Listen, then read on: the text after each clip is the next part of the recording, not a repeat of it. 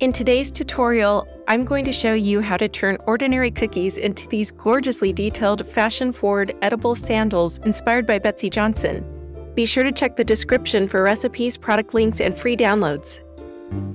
We're going to be using royal icing in 7 colors: pink, red, orange, yellow, lime green, teal, and leaf green. With the exception of teal and leaf green, all will be hybrid consistency. Hybrid consistency icing falls somewhere between traditional piping and flooding consistencies.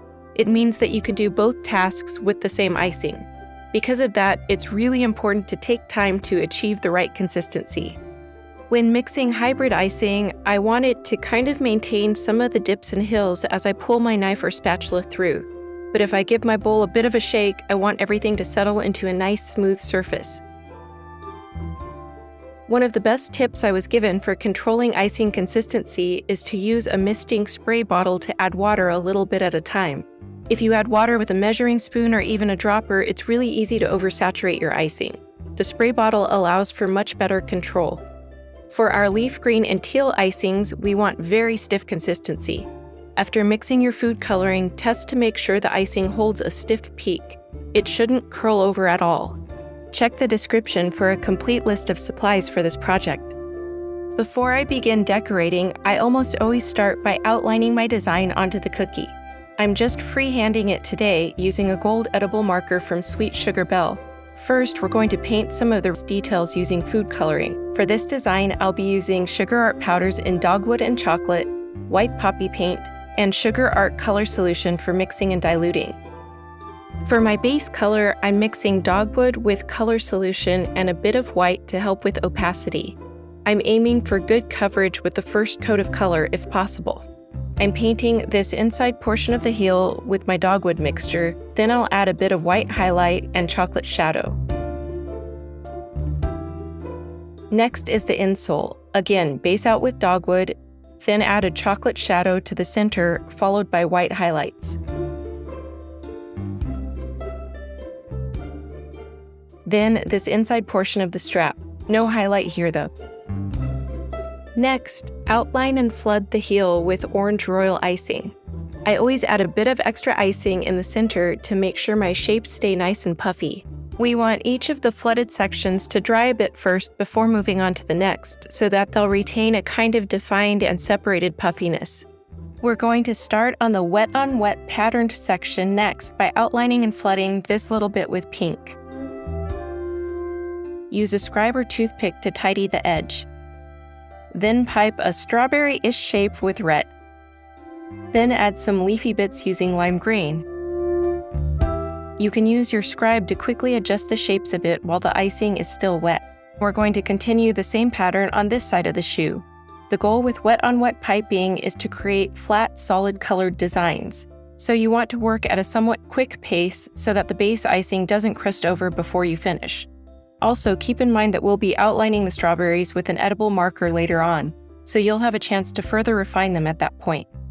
I allowed those top sections to dry in front of a fan for a few minutes, and now I'm moving on to this main platform section.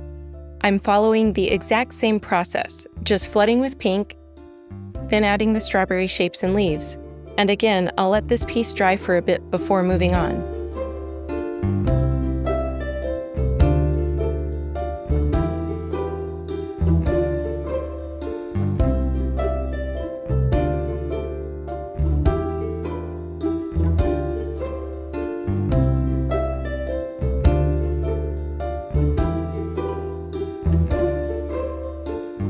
Next is the vertical strap. Using bright yellow icing, I'm going to focus on flooding this section so that it's really nice and puffy. I want it to be at least the same height as the pink sections.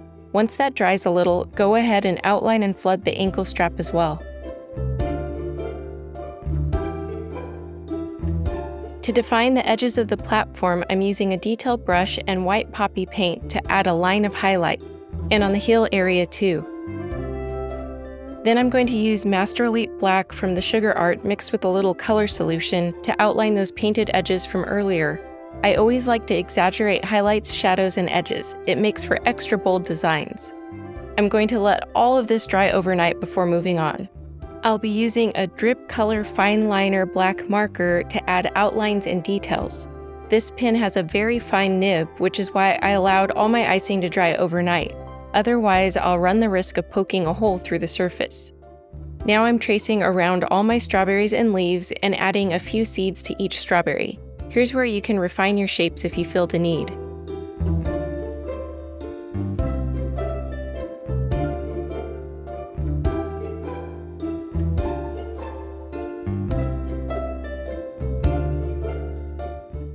After that, add a dashed stitching detail to both sides of each strap.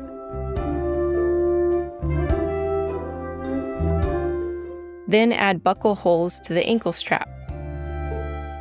Next, I'm bringing out the Sugar Art Master Elite Black plus Color Solution combo again to add black polka dots on top of the strawberry pattern. I love this food coloring combo because it creates such an inky black that dries fairly quickly. Then grab that detail brush again and use the black food coloring mixture to add a stitch detail to this far strap. Next, let's outline this strap with yellow to really make it pop. For the buckle, I want it to look as if it's sitting evenly on top of the ankle strap. So I'm going to pipe curved edges on the cookie here and let those dry, which gives me a more even platform. Then I'm piping my circle buckle on top of that. Let it dry completely, then pipe the prong. It's really easy to cut a tipless bag for leaf effects. I always start with the seam side up and centered. Cut down and towards the tip on either side of the seam so that you have a V shape. Start a little smaller than you think you'll need. You can always cut away more if necessary. I'm just going to move the bag forward and backward a little as I pipe, then pull away slowly to create a pointy end. I want fairly big, bold leaves to make up this front strap of the sandal. They should also be pointing different directions. I started with 3 big green leaves, then I'm adding 4 slightly smaller teal ones, and 1 more green leaf on top. For the final detail, I'll be using nonpareils in red and green. I'm going to start with red royal icing and add a roundish blob here, then cover it with red nonpareils. You can use a paintbrush to finesse the shape and push things back in place if it starts spreading. I allowed that to dry a bit, and now I'm doing the same with lime green. You might want to do this over a plate to avoid making a mess like me. And there we go! These edible Betsey Johnson sandals are all finished and looking pretty fabulous. Hungry for more? Be sure to like, comment, and subscribe to stay connected to lots of pastry art goodness.